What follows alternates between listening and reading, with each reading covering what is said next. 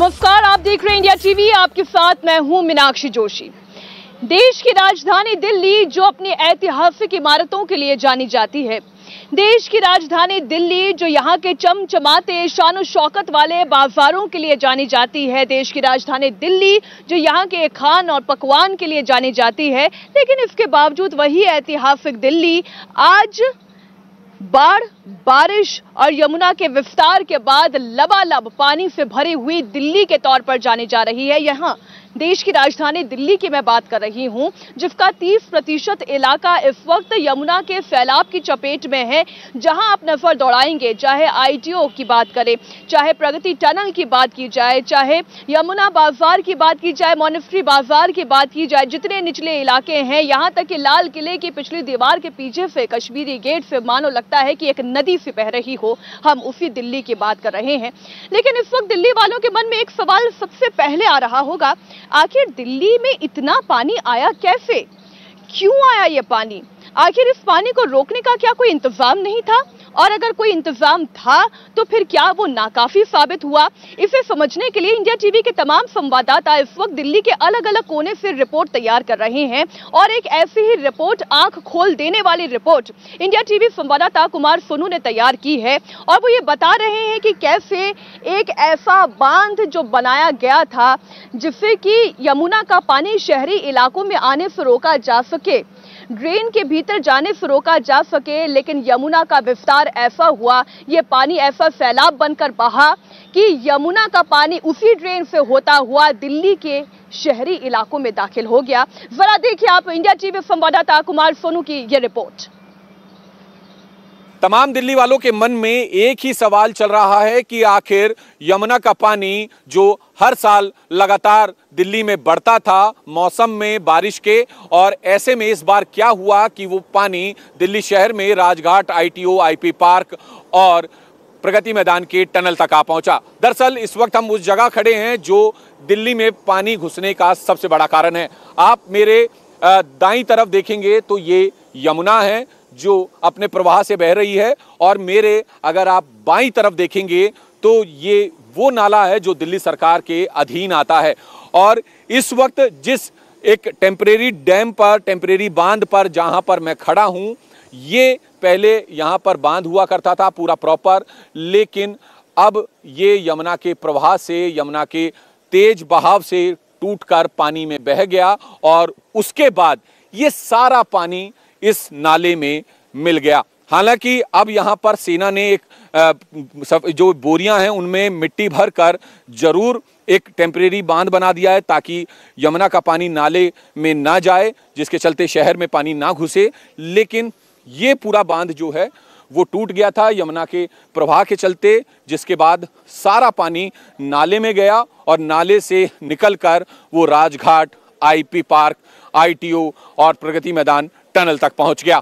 अब आपको उस बांध की भी तस्वीरें दिखाते हैं जिसे देखकर आप हैरान हो जाएंगे कि यमुना का प्रवाह इतना तेज था कि यमुना के प्रवाह ने लोहे की एक मोटी चादर से जो पूरा बैराज बना हुआ था, जिसे गेट नंबर 12 बोलते हैं, आप देखें, ये irrigation and flood control department, government of Delhi और ड्रेन नंबर 12, ये पूरा यहाँ पर लिखा है। दरअसल ये पूरा दिल्ली सरकार के अधीन आता है।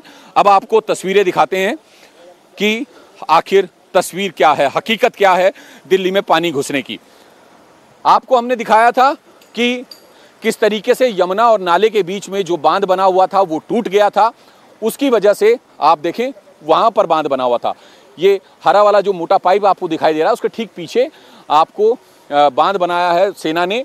लेकिन जैसे ही वो बांध टूटा तो यमुना का पानी इस नाले में पहुंचा और नाला उसने ओवरफ्लो किया।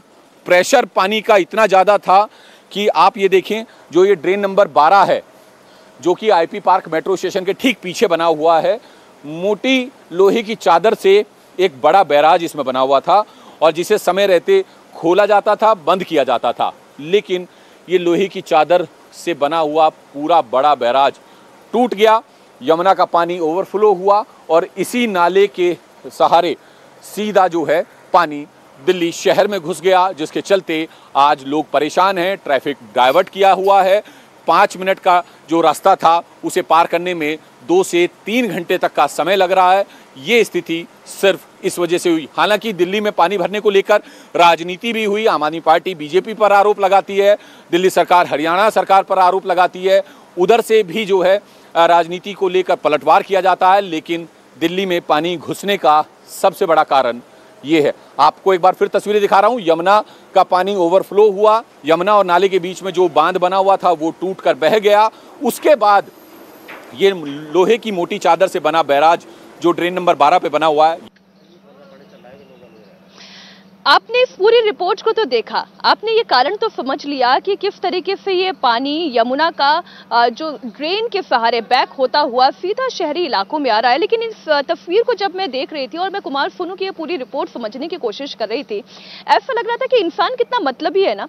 जरा आप ये देखिए, ये वही ड्रेन है जो पूरे दिल्ली का कचरा, गंदगी सब कुछ लेकर कहाँ डालती है? यमुना में। आज यमुना जो वापस हमें लौटा रही है, ये वही कचरा है जिस कचरे से हमने यमुना को भर दिया है। बहरहाल आइए तस्वीरें आपको दिखाती हूँ, आईटीओ बैराज की तस्वीरें एक बार फिर से, जहां पर इस वक्त राहत बचाव का काम कितनी तेज गति से चल रहा है। आप देखिए, इस वक्त एक बोट आप देख पा रहे हैं, इसमें इंडियन नेवी के जवान आपको नजर आएंगे और साथ ही जो यहाँ के गोताखोर हैं वो आपको नजर आएंगे, जो अभी भी इन गेट्स के पास से मलबा निकालने का काम कर रहे हैं। आप देखिए 32 गेट है, जिनमें से ज्यादातर गेट खुले हुए हैं, लेकिन वो 5 गेट जो ब्लॉक थे उनमें से एक गेट को खोल लिया गया है। लेकिन बाकी गेट्स को खोलने में अभी भी 24 घंटे का वक्त लगेगा। 24 घंटे का वक्त, जी हाँ, क्योंकि जब तक मलबा यहाँ से निकाल नहीं लिया जाता तब तक राहत नहीं मिलेगी। मलबा निकलेगा तब कहीं जाकर राहत पूरी पहुंचाई जाएगी। लेकिन इसके बीच में पॉलिटिक्स का जोर किस तरीके से दिल्ली पर हावी है वो भी हम आपको बताएंगे। आपको ये भी बताते हैं कि आखिर दिल्ली की बाढ़ को कंट्रोल करने के लिए क्यों आर्मी का सहारा लेना पड़ा। दरअसल 12 नंबर रेगुलेटर को ठीक करना बहुत ही चैलेंजिंग रहा। जी हाँ, 12 नंबर रेगुलेटर जिसकी बात हम कुमार सोनू से सुन रहे थे, इसे ठीक करना बहुत ही चैलेंजिंग था। इसे पूरा दुरुस्त करने में आर्मी को अच्छा खासा वक्त लग गया, जी जान उन्हें लगानी पड़ गई। और आईटीओ की जो बंद 4 गेट्स की मैं बात कर रही हूँ, जिस गेट के सामने ही मैं यहाँ पर मौजूद हूँ, उसे खोलने के लिए भी अभी बहुत जद्दोजहद करनी पड़ेगी। हमारे इन तमाम सवालों का जवाब तेजेंद्र सिंह, जो कि आर्मी के अधिकारी हैं, वो यहीं पर मौजूद थे। हमने उन्हीं से डायरेक्ट ये पूछने की और समझने की कोशिश की कि चुनौती क्या थी और क्यों इतना वक्त लग रहा है। आप उन्हीं की ज़बानी समझिए कि आखिर चुनौती क्या है और कितना वक्त और लग सकता है।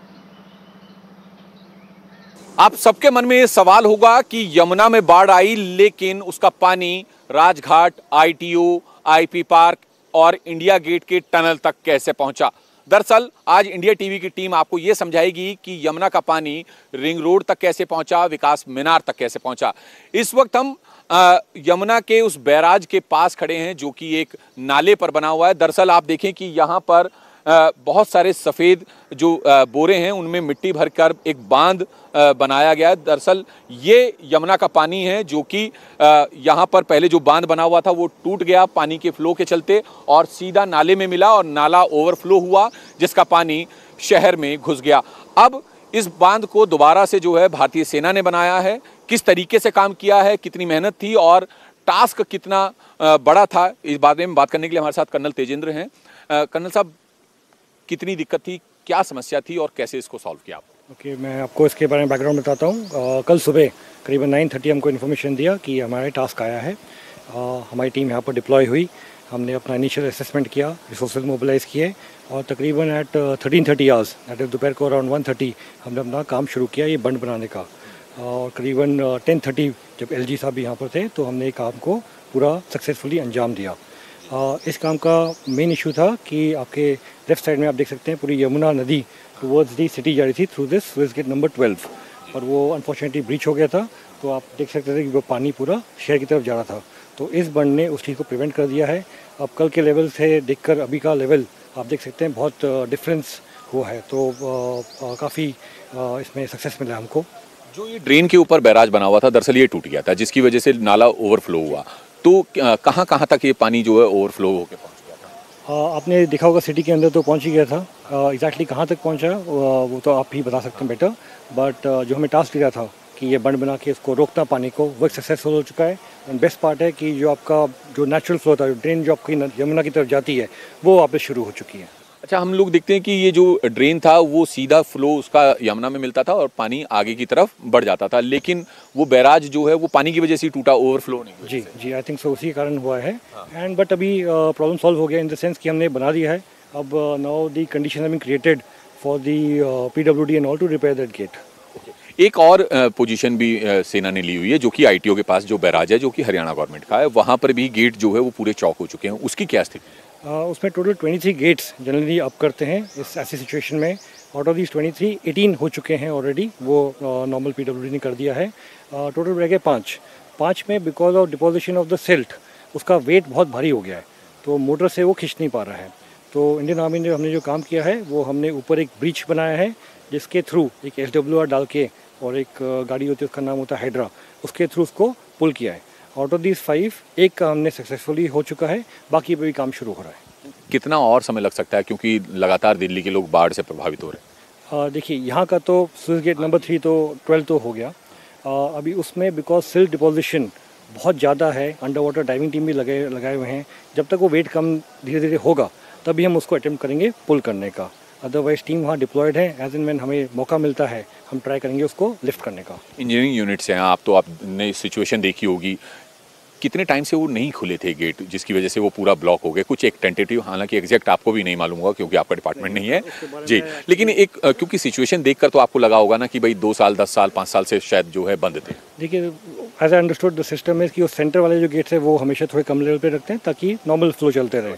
बाकी को नीड बेसिस ओपन और अप एंड डाउन करते हैं, वो आपको जो रिस्पॉन्सिबल लोग हैं वही बता सकते हैं। हमें जो टास्क मिला था वो जो ब्रीच करने का था, वो एक का तो हमने कर दिया। एक गेट को खोलने में कितना समय लगा सेना? हमें 24 to 36 आवर्स लगे, बिकॉज सिल्ट का जो डिपोजिशन था वो बहुत ज़्यादा था। जो ब्रीच का था वो तो हमने काम रात को बैठ के कर लिया था, करीबन 4:30 बजे तक वो कंप्लीट हो चुका था।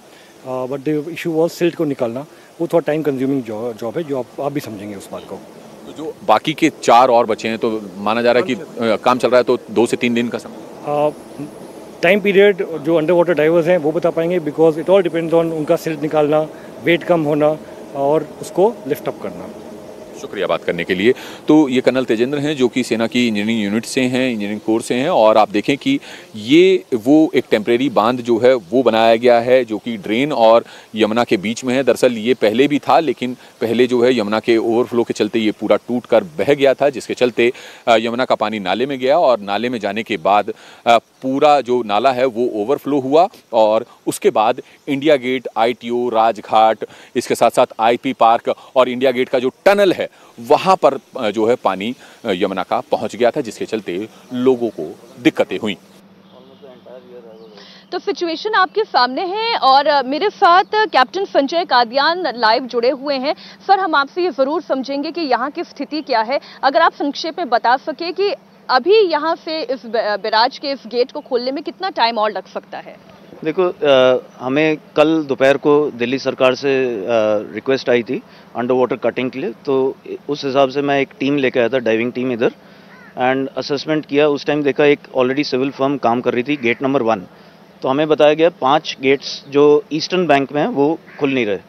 तो सबसे ज़्यादा मुश्किल काम है सबसे क्लोज टू द बैंक वाला, तो उन्होंने उसी को अटैक किया है। एंड जो खुलने का ना कारण है सिल्ट, तो मेजर सिल्ट है, तो एक इक्विपमेंट होता है एयरलिफ्ट जैसे कहते हैं, तो वो लोग ने डिप्लॉय किया था।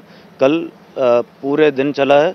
शाम को 8 बजे एक अटेम्प्ट किया था लिफ्ट करने के लिए, तो उस टाइम तो नहीं हो पाया, एंड तकरीबन 10 साढ़े 10 बजे वो सक्सेसफुल हुआ। तो बेस्ड ऑन दैट जब पहले गेट पे हो चुका है, तो बाकी गेट्स पे भी सेम टेक्निक से काम चल। मैं एकदम वो आम भाषा जिसमें मेरे दर्शक ये समझ पाए, मैं समझ पाऊं, कितना वक्त और लगेगा? इस बाढ़ के पानी से कब राहत मिलेगी? बाढ़ का पानी तो एक अलग कहानी है, बट जो ये गेट्स खोलने का है, जितना पास में बैंक में खड़े हैं सबसे ज़्यादा गर्दा जैसे बोलते हैं सिल्ट इसी पे था। तो अगर इसको जो टाइम लगा है तकरीबन पौना दिन, तो इंडिकेटर लेके चलें तो सब्सिक्वेंटली जितने गेट्स हैं उस पर थोड़े कम एक घंटा एक दिन आगे बढ़ता जाए। हाँ, बट आप देखोगे 32 गेट हैं एंड पूरा भाव अच्छी से जा रहा है उधर से। तो इनके बंद होने से इतना major problem as of now नहीं है, but it will only augmented. समझाई है उससे दर्शकों को एक बात तो समझ में आ गई है कि 32 गेट में से जो ज्यादातर पानी का मूवमेंट है वो हो रहा है, लेकिन अभी एक एक गेट को खोलने में 24-24 घंटे का वक्त लग सकता है। फिलहाल की स्थिति तो यही बता रही है। इंडिया टीवी हर वक्त हर जगह डाउनलोड करने के लिए सर्च करें India TV news Google play store या ऐप स्टोर पर।